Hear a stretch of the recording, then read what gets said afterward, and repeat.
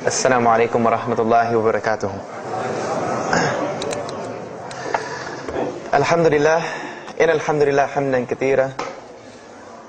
Wassalatu wassalamu ala Rasulullah wa ala alihi wa sahbihi ajma'in. Ashhadu an la ilaha illallah wahdahu la sharika lah. Wa ashhadu anna Muhammadan abduhu wa rasuluhu wa khataman nabiyyin wa rahmatul lil alamin. Wa da'iyan ila Allah bi idnihi wa sirajun munira, amma ba'd. I'm going to tell you tonight about my journey from where I once was as a former Christian youth minister to how I got to where I am now. There's a lot of bumps in the road, you know, it seems pretty clear, yeah, you're a minister, and now you're a Muslim, you know, but there's a little bit more to it, inshallah, so just bear with me, and hopefully you'll get something out of it, because the point is, at the end, is I want you to get the message behind the story, because if I was traveling around the country just to tell my story, then I would be wasting time. It's on YouTube, anyone can go get it from anywhere in the world. So inshallah, we're going to begin at the beginning. I was born and raised in Greenville, South Carolina. I was born and raised in Greenville, South Carolina, and I was raised by my grandparents, because at a very early age my mother had stepped out and my father was working 2 jobs. So it was me and my grandparents. And my grandparents were the traditional, conservative, Southern Christian folk, as they say. They were they were very, very conservative in their ideals and their ideologies, in their ways. You know, as you hear about, people being set in their ways. That was my grandparents. Like we did it this way, and this is the way you did it every single day, and that was it. And we were very religious in the sense that we went to church on Sundays, we went to church Sunday evenings, we went to church Wednesday. And in Christianity, that's considered very religious. And it was not hard for us to go to church, and it was not difficult for my grandmother to drag me to church every Sunday, which as a kid is what they had to do, because the church was 2 houses down from our house. There was 2 houses, and then there was the church. So it was not hard for them to drag me every Sunday. And I hated church as a kid because of the simple reason that, we were brought up United Methodist. And Methodist is, for any of you know, it's very traditional. It's not like you think about like screaming and shouting in church and all that. No, you listen to the preacher, you stand up and you sing, you sit back down, you listen to the preacher, you stand up and sing, you sit back down, listen to the preacher, and that's it. That's all that happens. And the pews, as they call them, the chairs are made out of wood, they're hard, you get tired of sitting there, you're fumbling around, playing with the money that my grandmother gave me to put in the offering plate, all of these things. That's what I remember from church as a very small boy. But the thing that I do remember enjoying about church was Sunday school. Sunday school is what I got enjoyment from, because went to Sunday school, you painted pictures, of like Noah building the ark, you painted, all these pictures of Moses splitting the Red Sea. You learned the stories of Moses freeing the children of Israel from Egypt. You learn the story about him splitting the Red Sea. You learn the story about Noah and the ark. You learn the story about David and Goliath. You learn all these beautiful stories in Sunday school. So this was basically, as coming up, this is what I knew about Christianity, was the stories that I learned in Sunday school, because I never listened to the preacher during regular service. So that was the only thing I knew about Christianity. So coming up, this was how it was. It was just the norm. And the conservatism in my house, just to give you an example, and about the level of conservatism, is, if let's talk about gender issues, let's say when I became 12, 13, 14, and I started to actually, notice females, and I actually didn't think they had diseases and wanted to run away from them every time I saw them. Let's say I wanted to have a girl over or something of this nature. It was so serious to my grandmother that I had to make an appointment with her, let her know this girl was coming to my house. We had to sit in the formal living room, which in the South, I don't know how it is here, but you have the dining room, then you have the formal living room with all the nice stuff that you don't go in unless there's company over. And my grandmother either had to be sitting in the same room with us or in the kitchen where she could see directly in the room. I mean, this is just how it was in my house. This is how my grandmother and grandfather were. They were very stern. They were very loving, but there were rules, and those rules were the way they were, and they did not change. So this was my upbringing. And I would say at about the age of 12, 13, 14, more along the age 13, 14, I started going to the Saturday evening youth services at my church that were for 12 and up. And the youth services were held in the gym, and they were totally different than church.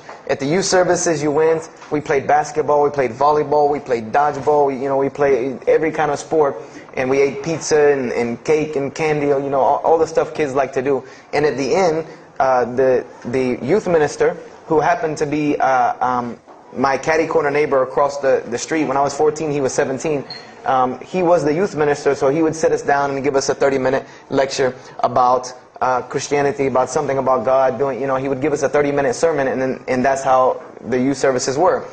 And going to these youth services, I met some other people who went to other youth services. They invited me to Young Men for Christ and other things that were going on in South Carolina. And so I started to go to these different retreats and camping trips with them. And so that is when I would say that I started to become a Christian out of will. I became a Christian because I wanted to, not because it was something I was dragged to do. I started to actually want to be Christian. This is something I wanted to do. I made my own choice and my own decision to do it. So when I turned 15, I started going to high school. And when I was a freshman in high school, my best friend, who was the youth minister, was a senior in high school. And I remember we had a very close bond because I had not had my license yet, so I used to ride with him to school every day. And it was a big deal for me to be able to ride to school with a senior, especially since he had a brand new, or it was a brand new, but he had a restored '67 Mustang, which I've always been a fan of cars when I was a kid. So we had a very close bond, and we were very good friends because both of our parents were very similar. They didn't let us do much. So we spent a lot of time with each other. And when I became a sophomore, he graduated and started to attend Bob Jones University. I don't know if that rings a bell with anyone, but Bob Jones University is a very prestigious conservative Christian college in South Carolina.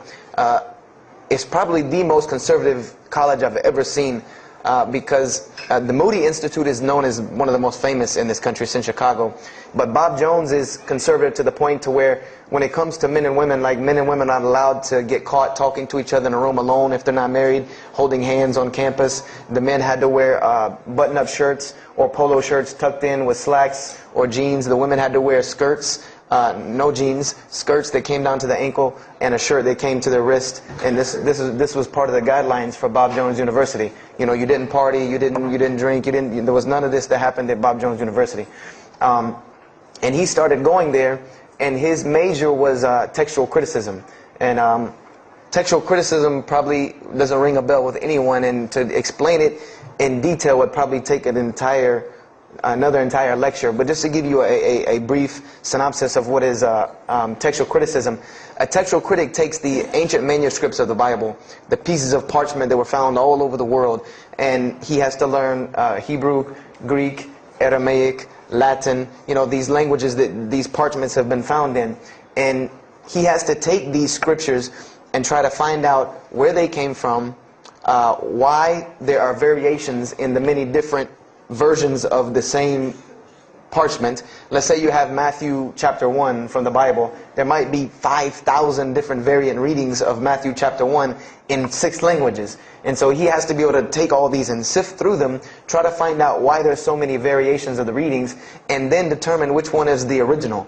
And that's not as easy a task as it seems. You could figure, you know, which whenever the oldest is probably a more original, which is not the case. Since there are no originals, you might have one parchment that is the oldest parchment of the group, but it might be a copy of a copy of a copy of a copy of a copy of a copy laden with mistakes. And then you might have the newest parchment in the series that might be a once over copy from an original, or a twice over second copy from an original.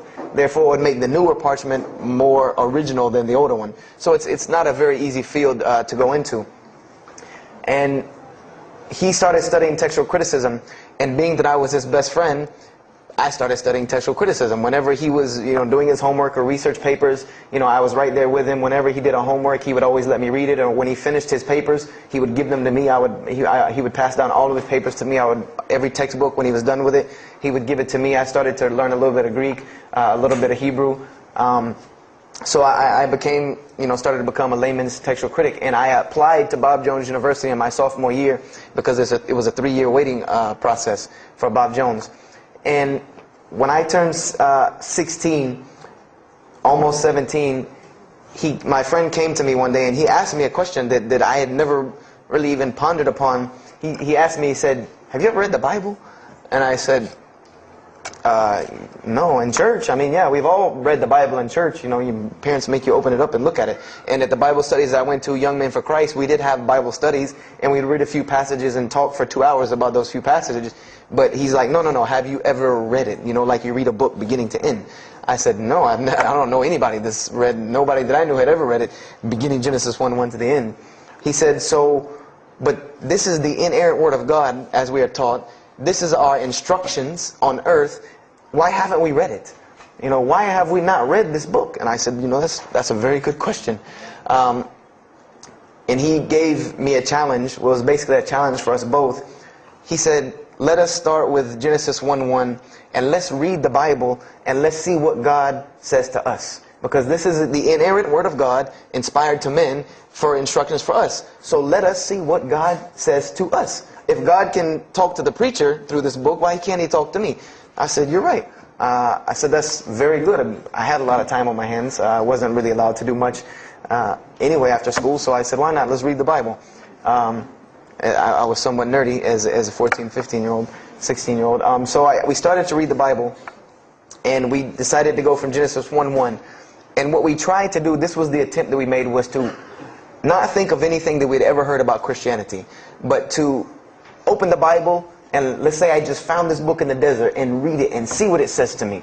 Let it talk to us. So we started Genesis 1:1, and we started reading through the Bible. You know, we did some of it together, and most of it I did by myself, because I'm a very, very quick reader, so I decided to read a lot on my own. And as I was reading through the Bible, I started to notice the stories that I had heard in Sunday school. You know, you start reading Genesis, you read about Adam and Eve, we all know that story. You started reading about Deuteronomy, Exodus, you know, the stories of Moses, the story of Noah, the story of Lot and Abraham, and all these stories that I know. But I was surprisingly and astonishingly shocked by some of the stories that I read about these same people that I learned about in Sunday school. Just for instance, and this is a big testament to why Allah kept sending us prophets and why Islam was sent as a complete and perfected deen with the Quran. If you read about Noah in the Bible, there is the story about Noah saving humanity from the flood with an ark and all of that. There is this in the Bible. There's another aspect to the story of Noah that not many people know about unless they actually take time to open a Bible. This will not be preached from any pulpit anywhere. Is that the Bible says that Noah was an alcoholic. This is the Bible's portrayal of Noah, or Nuh alayhi salam, that he was an alcoholic, that he was a drunkard. This is the word used in the Bible, that he was a man given to alcohol. And I'm a psychology major, and my field of specialty is mental illnesses, and alcoholism is one of those, is a mental illness.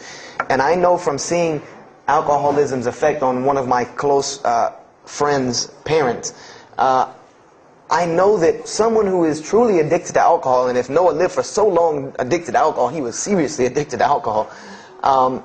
It is hard for someone addicted to alcohol to hold down a 9-to-5 job working at McDonald's flipping hamburgers, much less construct an ark to save humanity from a flood that's never happened. So that stopped me for a moment in my tracks, and I said, Noah was an alcoholic, you know, and it bothered me for a minute, because I said, you know, things started popping in my mind like, if Noah was a drunkard, how did he know God was talking to him? Because, you know, I've seen some people, they're alcoholics, you know, you were just asleep in my dog's food bowl the other night drooling, and now you're telling me you were talking to God last night. You know, you know, to rationally, that would not make sense to me. That's like, you know, an alcoholic on the street coming to you and tell you God's talking to him. You know, he has no, this would give this man no validity. This man has no validity with anyone. So I didn't pay it too much attention. It caught me, but I said, you know what, I'm going to keep going, because there's one thing that you don't do in Christianity, and I'll tell you what it is in a minute when I started doing it.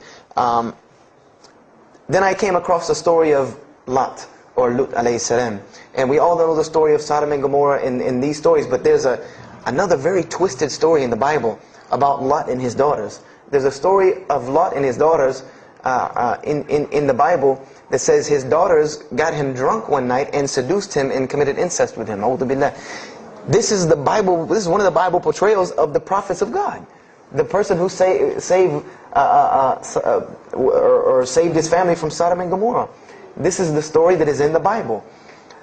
So I'm catching myself again, like, oh, this is becoming a really bad habit that I'm seeing. This is becoming a bad recurrence that I'm seeing over and over again in this Bible.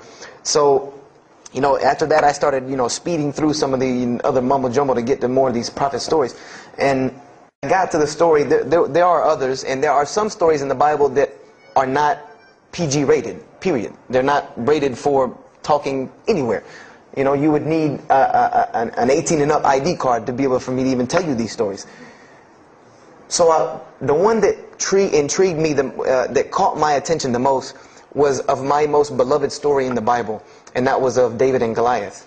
That was my most intriguing story to me, because not only was, it said that in the Bible that David was a very small man and Goliath was a very big man, and that was appealing to me because I've always been very short, and as a kid I was really short. So, I said this was a very beautiful story to me, just in its prose and in its concept of overcoming. And so I started to read about David. And there are very beautiful stories about David in the Bible. There are indeed. But there is one story about David in the Bible that shocked me to my core. And it's a story about three people. There's three people in this drama: David, Bathsheba, and Uriah. And it says that David saw this woman named Bathsheba. And she was one of the most beautiful women of her time. And she happened to be married to one of the commanders of his army named Uriah. But David on this day decided that he was not able to resist his temptation to be with this woman Bathsheba, so he did. And he committed adultery with her. And knowing that he did this, the way that he decided to cover it up was he sent a letter to the generals of his army saying that when the battle was fierce, for everyone to pull back and abandon Uriah so that he would be killed, and when he dies then he could have Bathsheba, no harm, no foul. So David went from being the slayer of Goliath, the hero from man, to an adulterer, a plotter, and a murderer.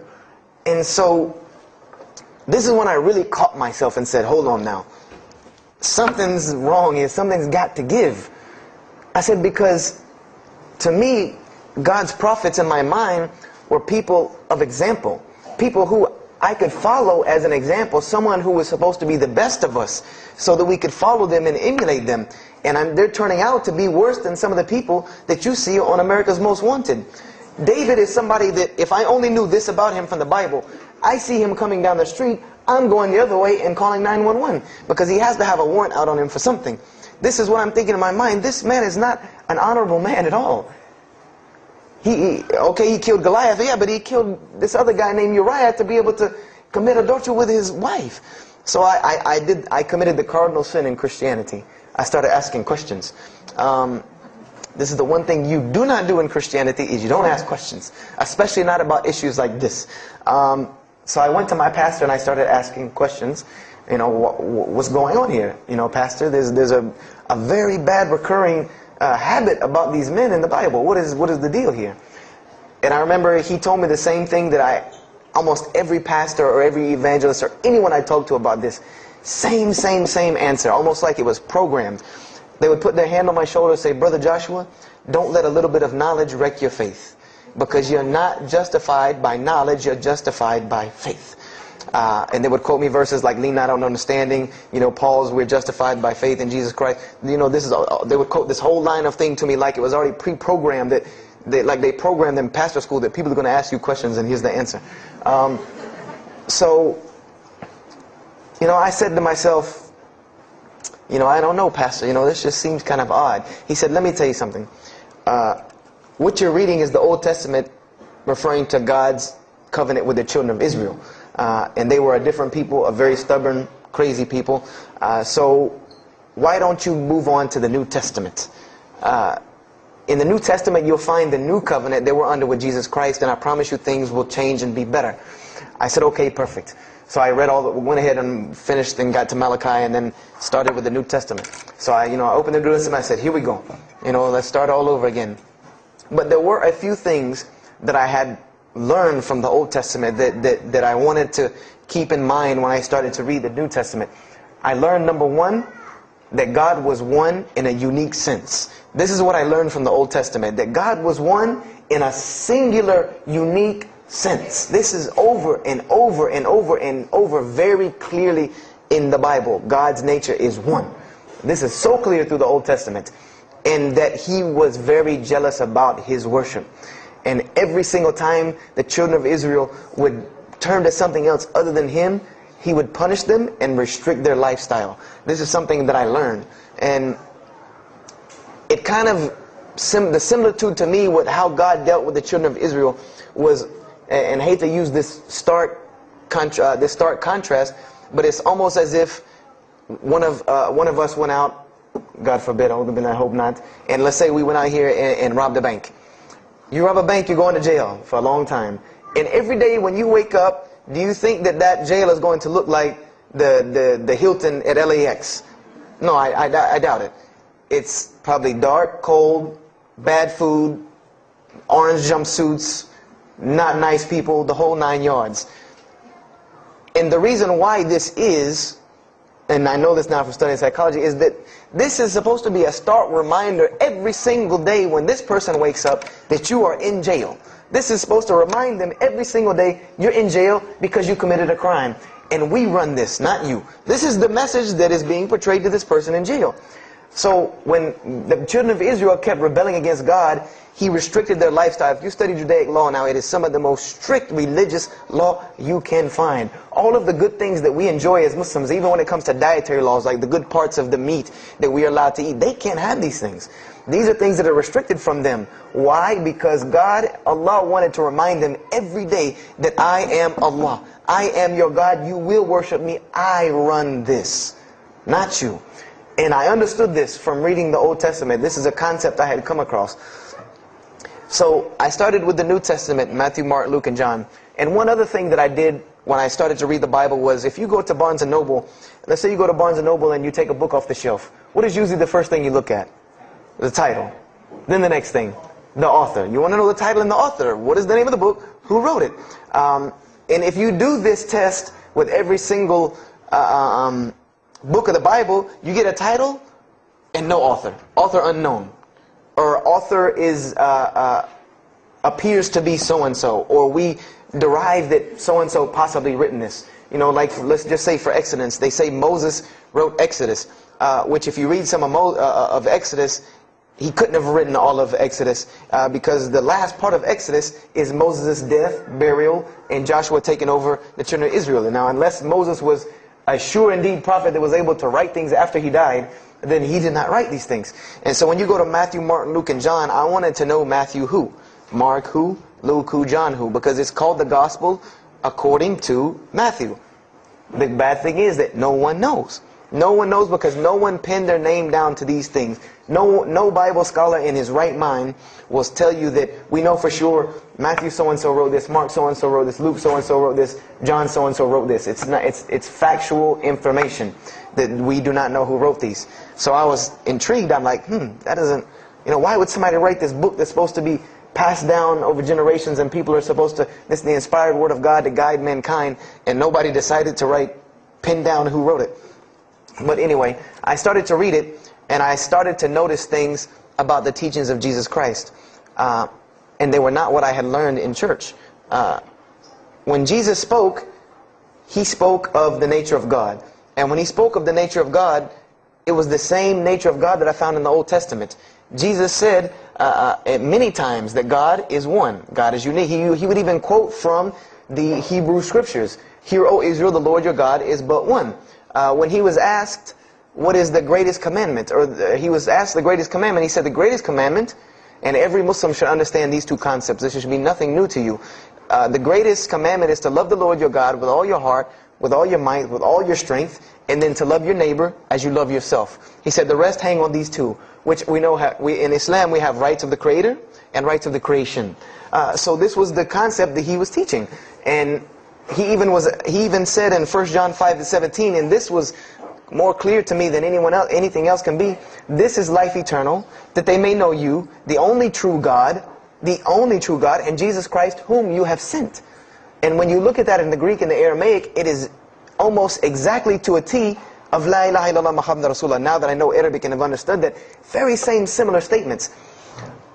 Yes, indeed, there were some implicit statements